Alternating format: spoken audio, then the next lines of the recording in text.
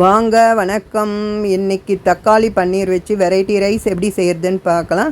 பன்னீரை கட் பண்ணி அதில் கொஞ்சமாக உப்புத்தூள் மிளகாத்தூள் சேர்த்து கலந்து ஒரு 10 நிமிஷத்துக்கு மூடி வச்சுடுங்க. 2 ஸ்பூன் அளவுக்கு பச்சை பட்டாணியை வேக வச்சுக்குங்க. தக்காளி ஒரு 6, வெங்காயம் 2, இதை நல்லா பொடியாக கட் பண்ணி வச்சுக்கிட்டு 8 பல் பூண்டை நசுக்கி வச்சுக்கோங்க. காரத்துக்கு ஏற்ப பச்சை மிளகாய் காஞ்ச மிளகாய் கட் பண்ணி வச்சுக்கோங்க.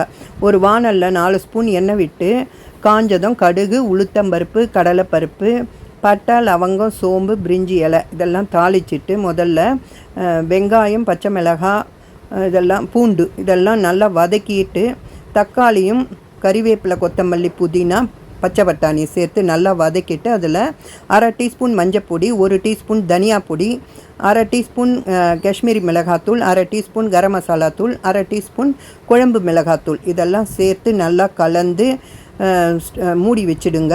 ஸ்டவ்வை மீடியம் ஃப்ளேம்லேயே வச்சுடுங்க.